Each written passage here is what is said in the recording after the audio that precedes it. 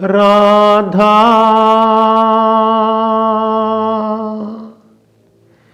तेरे चरणों की,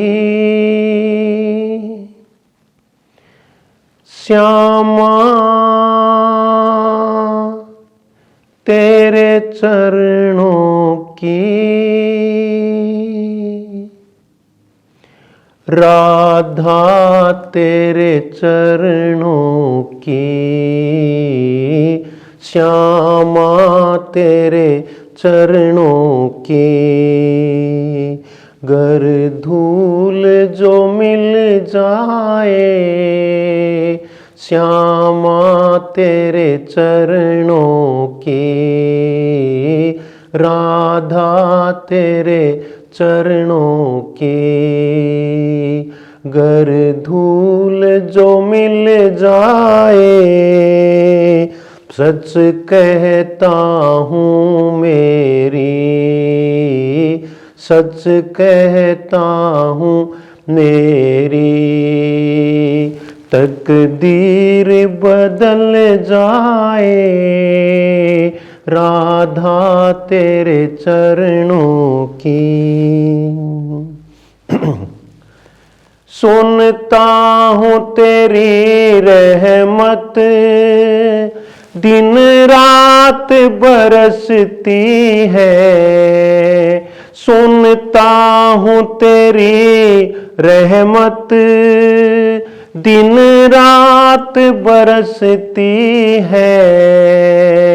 एक बूंद जो मिल जाए, एक बूंद जो मिल जाए, कली जीवन की खिल जाए, राधे तेरे चरणों की, श्यामा तेरे चरणों की।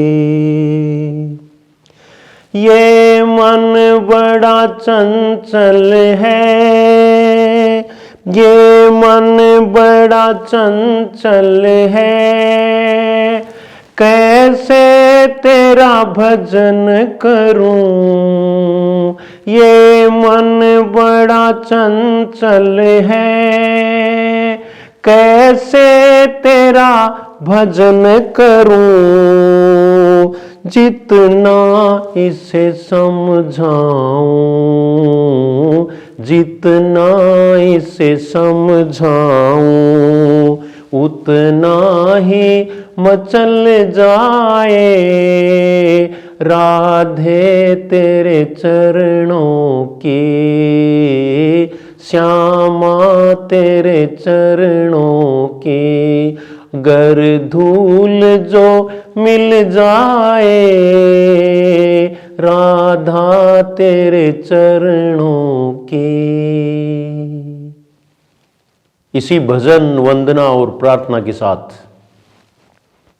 हम सभी नव वर्ष 2024 का स्वागत करते हैं। मैं आप सभी को नव वर्ष की बधाई देता हूं। आपको इस वर्ष किसी भी क्षेत्र में सफलता जरूर मिले, नौकरी मिले, सुख व समृद्धि का वास हो, आप प्रसन्न चित्त रहें। मैं आज आपको 7 बातें नए साल की बताता हूं, जो अनुभूत हैं, जिनका अनुभव मैंने किया है। वो 7 बातें अगर हम जिंदगी में अपना लें तो सफलता दूर नहीं है। ये हमें 2024 में अपनानी है। जिसकी पहली बात मैं आपको बता चुका हूं कि अपनी दिनचर्या में ईश वंदना को, अपने इष्ट देव की आराधना को शामिल करें। चाहे आप किसी को भी इष्ट मानते हो, हनुमान जी को मानते हो, राधा को मानते हो, कृष्ण को मानते हो, अल्लाह को मानते हो, अल्लाह की इबादत भी शामिल है। ये हमें निगेटिविटी से दूर करती है, ये मैंने अनुभव किया है। और ये जो मैंने आपको अभी एक भजन या प्रार्थना के रूप में जो सुनाया है, जब भी आप निगेटिविटी की ओर हो तो सारी नकारात्मकता दूर हो सकती है इस भजन से। इसलिए इसको गुनगुनाएं और आप सफलता की चरम सीमा को छुएं। दूसरी बात, पिछली असफलता को भूलें। अगर मान लीजिए पहले हमने परीक्षा दी और हम असफल हो गए हैं तो उसको भूल जाएं, बस इस पंक्ति के साथ, भूल सभी से हो असफलता के प्रति आशान्वित। मेरा कहने का मतलब है जो असफलता हमने प्राप्त कर ली अब तक, वो प्राप्त तो क्या हो गई, प्राप्त नहीं की, तो असफलता को भूलें तब सफलता मिलेगी। यानी सफलता के प्रति आशान्वित रहें। और उसके लिए भी मैं एक बात बताता हूं आपको, इसका ध्यान रखें। रात कटेगी होंगे उजाले, फिर मत गिरना ओ गिरने वाले। रात कटेगी होंगे उजाले, फिर मत गिरना ओ गिरने वाले। इंसान वो खुद संभले औरों को भी संभाले हो। इंसान वो जो खुद संभले औरों को भी संभाले हो। समझौता गमों से कर लो, समझौता गमों से कर लो। जिंदगी में गम भी मिलते हैं, ओ पतझड़ आते ही रहते हैं, पतझड़ आते ही रहते हैं। कि मधुबन फिर भी खिलते हैं, ओ समझौता गमों से कर लो, समझौता गमों से कर लो। ये तीसरी बात। अब है चौथी बात, निरंतरता बनाए रखें।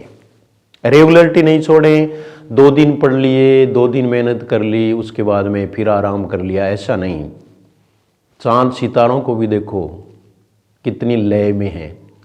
इस दुनिया की हर चीज लय में है, और जो लय में होता है उसको सफलता जरूर मिलती है। इसके लिए भी मैं एक पंक्ति आपको बताना चाहूँगा या सुनाना चाहूँगा, और वो देखिए। चलते हुए जीवन की रफ्तार में एक लय है, एक राग में एक लय में संसार की हर सह है। एक राग में एक लय में संसार की हर सह है। एक तार में एक सुर में, एक तार में एक सुर में ये चांद सितारे हैं। ना जाने कहाँ जाएं हम बहते धारे हैं, हम बहते धारे हैं। संसार है एक नदियाँ, दुख सुख दो किनारे हैं। ना जाने कहाँ जाएं हम बहते धारे हैं, हम बहते धारे हैं। 5वीं बात देखिए, अपने दुख का रोना किसी के सामने न रोएं।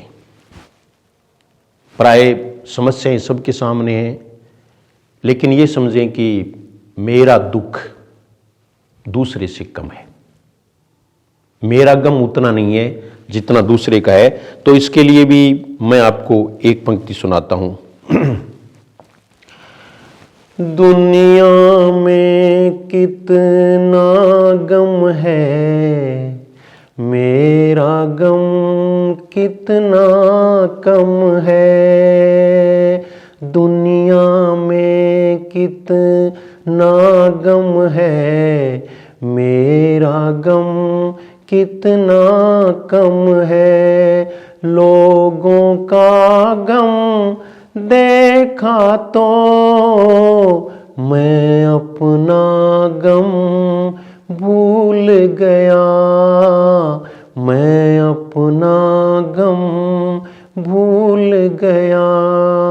दुनिया में कितना गम है, मेरा गम कितना कम है। ये थ्योरी अपनाएं। छठी बात, प्रसन्न चित्त रहे, अकारणी प्रसन्न रहे। सकारण तो सभी रहते हैं, लेकिन अकारणी हमेशा आप प्रसन्न रहें, निगेटिविटी को भगाएं।